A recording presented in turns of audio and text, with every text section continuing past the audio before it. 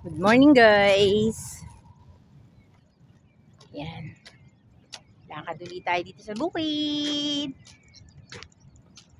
Yan. Walang sasakyan. Dito tayo lumalakad ngayon sa karisada sa gitna na po ng bukid. Yan. Yan.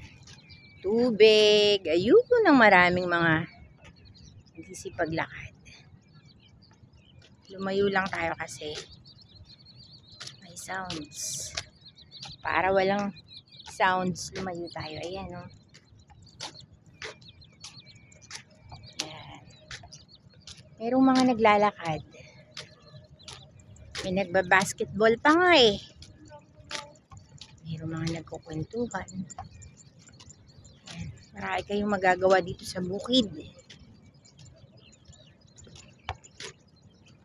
Sarap ditong maglakad. Kahit mag-iisa ka lang.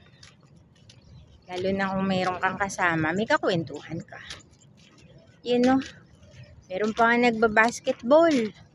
Siguro nag-exercise to lagi. Hilig siguro magbabasketball.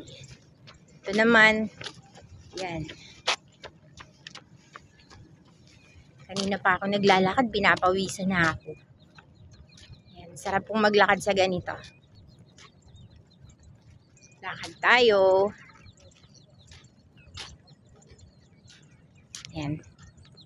Dito po ako naglalakad. Bihira lang ako makapunta sa ganito ngayon. Yan. Sarap po mag-jogging dito. Yan, oh.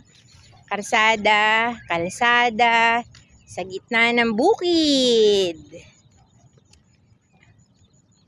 Trivia po sa inyo, dito po kami lumaki. Yan. Dito po kami lumaki. Proud po ako na sabihin na ako ay anak ng isang magsasaka. Naranasan namin noong araw yan. Naglalakad kami sa ganyan. Ikot tayo. Ayan, oh. Mainit. Hindi pa naman mainit ang araw, pero pumuputok na ang araw. Kaya kung pupunta kayo dito, dapat mga 5 o'clock andito na kayo para ma-enjoy ninyo. Malamig pa. Yan. Dahil naglalakad. Sarap maglakad sa ganito. Yan.